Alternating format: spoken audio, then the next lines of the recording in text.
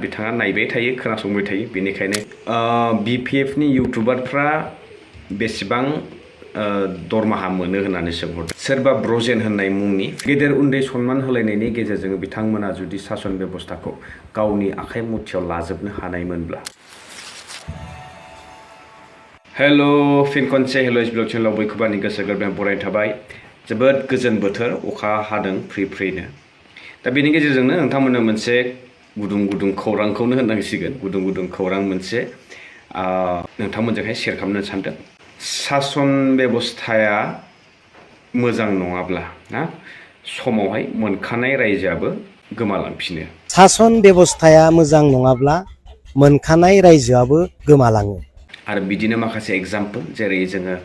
नुदों त्रिपुरा रायजो बिथांमोना ककबरकनि जितु त्रिपुरा रायजो मोनखानायाबो दिनै गोमाफिननानै बिथांमोना काउन्सिल मोनसेनि गेजेरजों सोलिनांदों आरो दाबि फिननांदों आरो बिदिनो गोबांथार दङ बेबायदिनो मोनखानायनि उनावहाय गोमालांनाय जारिमिनाव बे दङ दा बेखौहाय सोर बुंदोंमोन जोंहा मानाव गेदेर इउजि ब्रह्म सार बिथाङा बुंदोंमोन दा बेनि गेजेरजों आं बुंनो लुबैयो जे दिनैनि समावहाय बे बाथ्राया मानो सिखांदों बहाबा नङा बहाबा माने बिथांमोना निजेनो गनायदों नामा जे बिथांमोननि सासन बेबस्थाया दिनैनि समावहाय लोरबां जादों होननानै जायनि जाहोनाव दिनै बिथाङा गोहोआव थासेयावबो दिनै बे खोथाखौ मानो रायखांनो गोनां जादों दा बाथ्राया बिसो थारैनो बे नंखाय नङा जे मोनखानाय रायजोआ जुदि सासन बेबस्थाया मोजां नङाब्ला गोमालांनोबो गोब्राब नङा जोबोद गोरलै दा बेवहाय जोङो लुबैगोन जे जोंनि सासन बेबस्थाया माबायदि बेखौ जों गुवारै मोनथिनांगोन दिनै बिथांमोना दिनै सासननि मुङावहाय जुदि पलिटिक्सखौल' प्रायरिटि होनानै देरहानायखौल' जेरैखि जाया माखासे स्ट्रेटेजि प्लान पलिसिस लानानैहाय बेखौ जुदि मावफुङाब्ला जेरैहाय जोङो नुदों गोलाव सम आसाम सरकारजोंहाय नाख्रेबजानाय बा थोंजोङै बुङोब्ला BJPजोंहाय नाख्रेबजानाय बिथांमोननि बिथोन बायदि बिथांमोना गावनि आलादा पार्टी थासेयावबो जिहेतु बिथांमोना BJPजोंहाय एलायन्स सरकार दानो गोनां जादोंमोन दा बेवहाय बिथांमोना जुदि सासन बेबस्थाखौ मोजां लाखिनो सानदोंमोनब्ला जायगानि ओनसोलनि जौगानायनि सार्थ'आव जुदि बिथांमोना गावजों गाव ज' जालायनायमोनब्ला गेदेर उन्दै सन्मान होलायनायनि गेजेरजों बिथांमोना जुदि सासन बेबस्थाखौ गावनि आखाइ मुथियाव लाजोबनो हानायमोनब्ला दिनै बे खोथाया रायखांजागौमोन नामा दिनै गिखांनाय मोनदों जोंबो मोनदों आरो बिथांमोनाबो मिन्थिगौ बिथांमोननि गोसोआवबो दङ जे गोहोआ दिनै सोरनिबा आखायाव जुदि थांजोबोब्ला बे बोरैहाय जागोन दा बेनि फारसे खुगा खेवदों जोंहा मानगोनां बिक्रम दैमारि आदाया फंनैसो बाथ्रा बुंदों सिडली बियाबनि जितु बाइ इलेक्शननि सांग्रांथि मेल हाबाफारियाव बिथाङा बे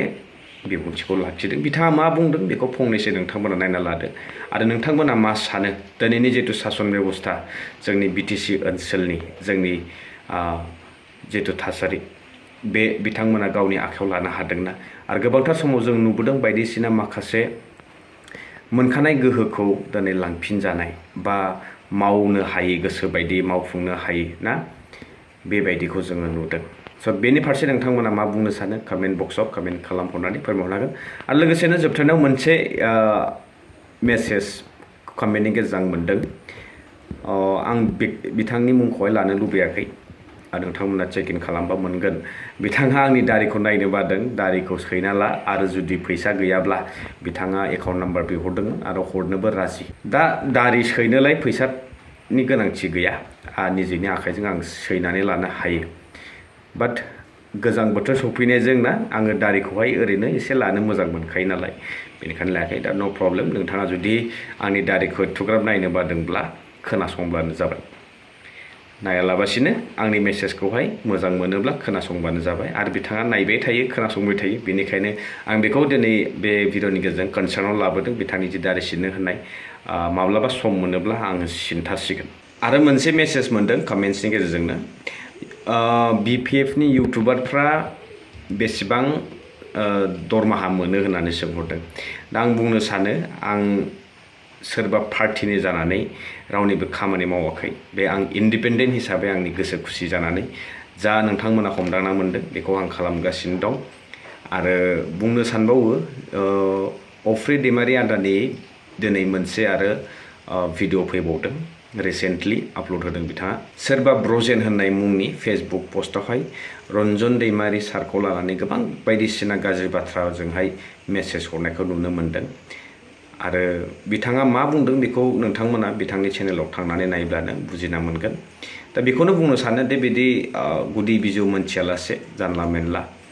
बिथांनि जायगायाव थानानै नायोब्लासो बुजिना मोनगोन बेसेबां खस्थ' दुखु ना बेफोरबायदि खैफोद जाल्लाफोरखौहाय निजे भुगिब्लासो बुजियो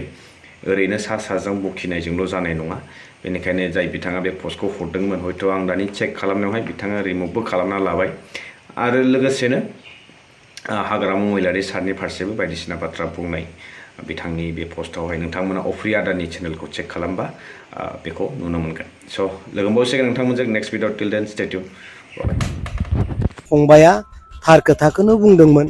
बिथाङा थार खोथाखौनो रायजोनो फोरमायनानै सैथोखौ रायजोनि गेजेराव लाबोदोंमोन होननानै फोथायथों होननानैसो आं बेबायदि खोथाखौ बुंगासिनो दं आं नंखाय खोथाखौ बुङाखै रायजोफोरनि सिगाङाव आं सैथो खोथाखौसो बुंदों दा नैथियाव आं बुंगोन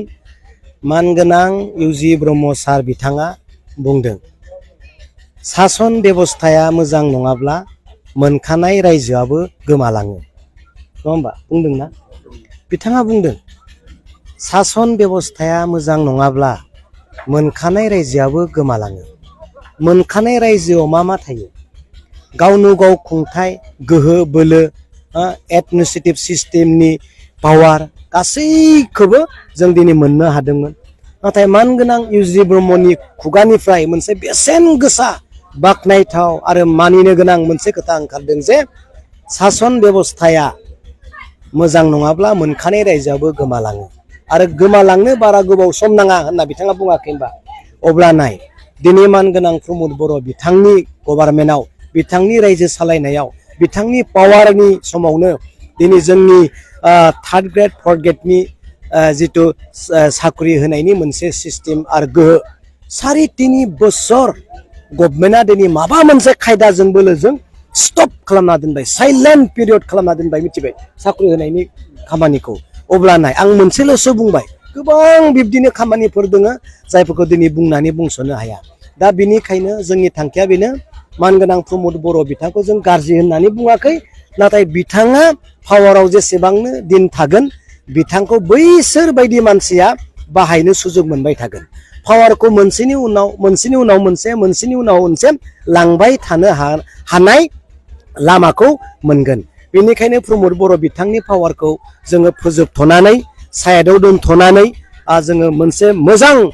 पावारखौ लाबोफिननो थाखाय मानगोनां हाग्रामा महिलानि अनगायै जा जेबो गैया बिनिखायनो दिनै जों मानगोनां हाग्रामा महिलारिखौ